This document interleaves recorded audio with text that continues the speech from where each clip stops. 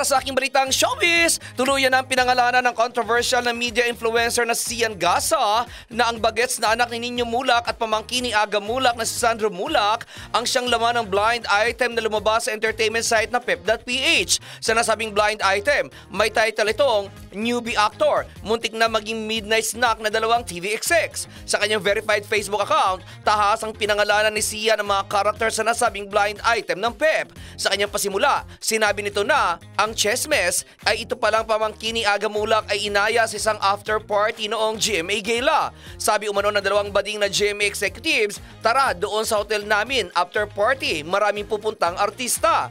Ngunit pagdating daw ng biktima sa hotel room ng mga ito, ay laking gulat nito dahil tatlo lamang silang tao sa loob. Dito na ibinulgar ni Sian na ang mga karakter ay ang anak ni Nino Mulak na si Sandro na talent na sparkle artist ng GMA7, habang ang mga executives umano ay nakilalang sina Jojo Nones at Richard Dodi. Ayon pa sa post ni Sian, hindi makalis agad si Sandro dahil close friend ng mga ito ang presidente ng GMA7 na si Annette Gozon, kaya't bilang respeto kung kaya't nag-stay raw ang young actor sa hotel room na silang tatlo lang ng dalawang gay executive. Fast forward umano, matapos ang mahabang kwentuhan sa sala ay napilitang uminom si Sandro ng alak at nang malasing na ay dinala raw ito ng dalawang gay executive sa kwarto at doon na nangyari ang malagim na krimen. Naglabas naman ang official statement ang GMA Network kaugnay sa nasabing issue. Sa nasabing official statement, nakalagay dito na may mga online articles at post umano na kumakalat ngayon tungkol sa umano'y insidente na involve ang isang artist at ang mga independent contractors ng GMA Network.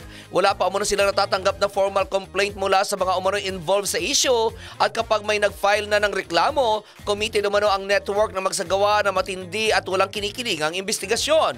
Ina-assure din umano nila ang publiko na seryoso ang network na alamin ang katotohanan sa likod na nasabing issue. Sa Facebook account naman ng tatay ng biktima na si Nino Mulak, isang cryptic message ang ipinost nito kung saan mababasa dito ang isang pagbabanta na inumpisahan nyo, tatapusin ko.